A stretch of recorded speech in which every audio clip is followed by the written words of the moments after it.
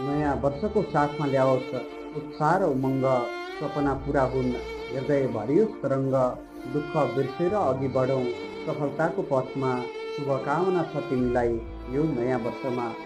नमस्कार तथा रात्रिकालीन अभिवादन। कार्यक्रम साहित्यसँग मनका कुराको पठाइ एवं प्रतीक्षामा रहनुभएका सम्पूर्ण साहित्यिक मनहरूमा हार्दिक स्वागत गर्न चाहन्छौँ। कार्यक्रम साहित्यसँग मनका कुरा पञ्चकोशी मिडिया नेटवर्कको फेसबुक पेज मार्फत हरेक हप्ताको शनिबार राति 9 बजेदेखि करिब 10 बजीसम्म तपाईँ हेर्न पाउनुहुनेछ। आदरणीय श्रोता तथा दर्शकवृन्द, आजको बसाइलाई लिएर पनि तपाईँको माझमा हामी उपस्थित भइसकेका छौँ। कार्यक्रम साहित्यसँग मनका कुरा यो वर्ष 2081को अन्तिम शनिबार। अब हामी 2082मा फेरि कार्यक्रम साहित्यसँग मनका कुरामा भेट्नेछौँ। तपाईँका साहित्यिक सृजनाहरू कार्यक्रममा पठाउन सक्नुहुनेछ। कार्यक्रम साहित्यसँग मनका कुरा यो स्टाटस आउँछ पञ्चकोशी मिडिया नेटवर्कको फेसबुक पेज मार्फत बिहिबार तपाईँको मोबाइल सेटमा तपाईँले पञ्चकोशी मिडियालाई हेर्दै हुनुहुन्छ भने त्यहाँनिर तपाईँले एउटा पोस्ट स्टाटस पाउनुहुनेछ। त्यसको कमेन्ट बक्समा आफ्ना तपाईँका सल्लाह सुझाव कमेन्ट साहित्यिक विचारहरू र साहित्यिक सृजनालाई पठाउन सक्नुहुनेछ। हामी कार्यक्रमको आफ्नो श्रृङ्खलामा प्रसारण गर्नेछौँ अर्थात् समावेश गर्नेछौँ। यति बेला आजको कार्यक्रमको पहिलो कमेन्ट अर्थात् साहित्यिक सृजना म लिन चाहन्छु। कहिले हाँसो कहिले आँसुको सङ्गत भोगेँ, कहिले हाँसो कहिले आँसुको सङ्गत भोगेँ, जीवनको गोरेटोमा हरेक चोटसँग भोगेँ, सपना देख्न पाउने रहर धेरै थियो मनमा, तर यथार्थका पाना पल्टिँदा निरन्तर घात भोगेँ। कहिले कसैको लागि हाँसेँ कसैको लागि रोएँ म, कसैको लागि हाँसेँ कसैको लागि रोएँ म, आफ्नै संवेदनामा पनि पराई औकात भोगेँ। कसैले असफल भने कसैले असफल ठाने, कसैले सफल भने कसैले असफल ठाने, तर भित्रभित्रै म त केवल मौन साक्षात भोगेँ। जीवन बुझ्ने चाहना थियो उत्तर खोज्दै हिँडे, जीवन भोग्ने चाहना थियो उत्तर खोज्दै हिँडे, प्रश्नहरूकै जङ्गलमा हराएर बर्सात भोगेँ। हामीलाई यो साहित्यिक सृजना चामुण्डा बिन्दासुनी नगरपालिका 4बाट खगेन्द्र नेपालीले पठाउनु भएको थियो। खगेन्द्रजीलाई धन्यवाद दिन चाहन्छु। हाल क्रिकेटबाट भन्दै कमेन्ट पठाउनु भएको छ, विशेष धन्यवाद दिन चाहन्छु खगेन्द्रजीलाई कार्यक्रममा सहभागिताको लागि। त्यसै गरी अर्को एकजना साहित्यिक मनले हामीलाई कमेन्ट गर्नुभएको छ।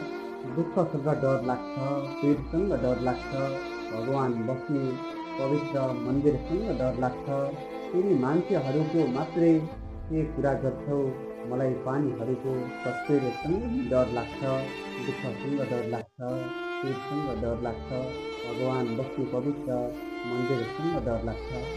प्रेम खत्रीले हामीलाई यति बेला त्यो कमेन्ट गर्नुभएको थियो।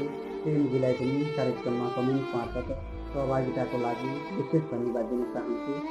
तपाईँहरू पनि साहित्यमा रुचि राख्नुहुन्छ, साहित्यलाई माया गर्नुहुन्छ, साहित्यिक सिर्जना गर्नुहुन्छ भने कार्यक्रममा सहभागिता जनाउन सक्नुहुनेछ। हरेक हप्ताको शनिबार राति 9 बजेपछि तपाईँहरूको माझमा हामी कार्यक्रममा लिएर आउने गर्दछौँ। आजको बसाइमा पनि तपाईँहरूसँग यसरी सहयात्रा गरिरहेका छौँ। आदरणीय साथीहरू, कार्यक्रमलाई मनपर्छ भने तपाईँले सेयर गर्न सक्नुहुनेछ। कार्यक्रम युट्युबमा पनि प्रसारण हुन्छ। तपाईँलाई मैले यो जानकारी गराएँ। कार्यक्रम साहित्यसँग मनका कुरा युट्युबमा पनि तपाईँले हेर्न र सुन्न सक्नुहुनेछ। कार्यक्रममा तपाईँहरूकै साहित्यिक सृजनाको साथमा हामी अगाडि बढ्छौँ। मैले बारम्बार भनिरहेको छु। कार्यक्रममा प्राविधिक फाँटबाट प्राविधिक साथीहरूले अनवरत रूपमा सहयोग गरिरहनु भएको छ। तपाईँहरू समक्ष मेरो आवाजलाई अनि तपाईँहरूकै सृजनालाई पठाउनको लागि प्राविधिक साथीहरूले कठिनाइ भए पनि सहयोग गरिराख्नु भएको छ। मैले सबैलाई सम्झिरहेको छु। आजको व्यवसायीबाट पनि सबै साथीहरूका सल्लाह सुझाव अनुसार हामी अगाडि बढिरहेका छौँ। यति बेला अर्को साथीले एउटा कमेन्ट गर्नुभएको छ। छुट्यो प्रेम रह्यो केवल सम्झनाको छाया, छुट्यो प्रेम रह्यो केवल सम्झनाको छाया, हिजो मन हर पलमा पोखियो माया, न त तिमी रह्यौ न त त्यो पल फिर्ता आयो, न त तिमी रह्यौ न त त्यो पल फिर्ता आयो, टोलाउनु मनलाई आउँदै तिम्रो खोज छाया भनेर हामीलाई आफ्नो साहित्यिक सिर्जना पठाउनु भएको छ। तिलक सापकोटाले चामुण्डा बिन्दासिनी नगरपालिका 2 बागखलाबाट बेङ्गलोरबाट सम्झिनु भएको छ। कार्यक्रम असाध्यै मनपर्छ, प्रगति र उन्नतिको कामना सहित शुभकामना भन्नुभएको छ। धेरै धेरै धन्यवाद दिन चाहन्छु। यति बेला हाम्रो कार्यक्रमको नियमित साथी हुनुहुन्छ डिपी शर्मा खनाल, गजल लेख्नुहुन्छ। सधैँ त्यो बगिरहने खोला बडो अचम्मको छ, दुई दिने यो मान्छेको टोला बडो अचम्मको छ, भोकमा खान सकिन्न लाउन सकिन्न नाङ्गोमा, भोकमा खान सकिन्न लाउन सकिन्न नाङ्गोमा, हजुर यहाँ सुनको टोला बडो अचम्मको छ, केही सुनको लागि मात्र राखिदिने प्रिय, तिम्रो मनको त्यो झोला बडो अचम्मको छ, तिम्रो मनको त्यो झोला बडो अचम्मको छ, यो संसार छोडिसकेको मान्छेलाई सजाएको, यो संसार छोडिसकेको मान्छेलाई सजाएको, आरे घाट लाने बाँसको डोला बडो अचम्मको छ, सँगै त्यो बगिरहने खोला बडो अचम्मको छ, दुई दिने यो मान्छेको टोला बडो अचम्मको छ। हार्दिक नमनसँगै साहित्यिक अभिवादन छ। कार्यक्रम असाध्यै मनपर्छ।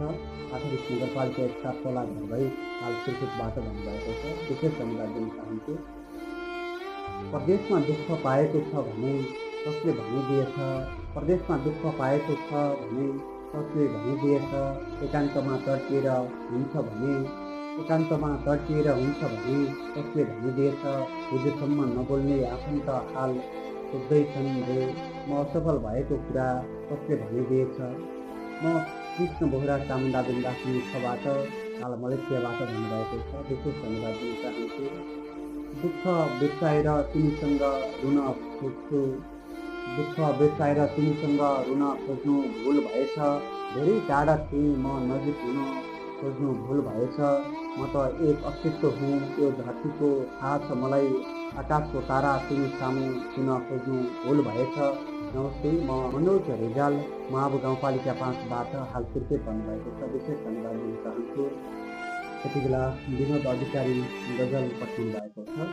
खोजो जनता हात टार्न कृष्णको झाडीमा छ, ऊ पार्टीको कार्यकर्ता हुँ भन्दै चिल्लो साडीमा छ, देशका प्रधानमन्त्री सिटामोल खान किर्नी बदल्छन्, विकसित राष्ट्र आकाशको बाटो रेलगाडीमा छ, राष्ट्र प्रथम भाव राख्ने सच्चा नेपाली युवा आज 90 डिग्रीको घाममा पसिना बगाउन खाडीमा छ, आउँछ नेता भोट बटुल्न गाउँ गाउँमा चुनावमा, हुन्छ मन्त्री फर्किन्न गाउँ राजधानीको आडीमा छ, बर्खा लाग्दा तिरपाल र सिटामोल समेत नपाउने मेरो दुर्गम प्रणाली पाउने घरीसँगै बाढीमा छ, खोजो जनता फाँट टार्न कृष्णको झाडीमा छ, त्यो पार्टीको कार्यकर्ता हुँ भन्दै चिल्लो साडीमा छ। विनोद अधिकारी दर्शनले हामीलाई गजल पठाउनु भएको थियो। विशेष धन्यवाद दिन चाहन्छु कार्यक्रममा सहभागिताको लागि। कार्यक्रम साहित्यसँग मनका कुराको आजको भाग जस्तो लाग्छ त्यसै प्रतिक्रिया कमेन्ट मार्फत हामीलाई पठाउन सक्नुहुनेछ। कार्यक्रम साहित्यसँग मनका कुराको 5औं श्रृङ्खलामा भेट्नेबाट छैको आजको यो श्रृङ्खलाबाट म कार्यक्रम श्रोता पनि बिदा चाहन्छु। सम्पूर्ण साहित्यिक मनहरू तथा देश विदेशमा रहनुहुने नेपाली आमा बुवा दाजुभाइ तथा दिदीबहिनीहरूमा नववर्ष 2082को हार्दिक मङ्गलमय शुभकामना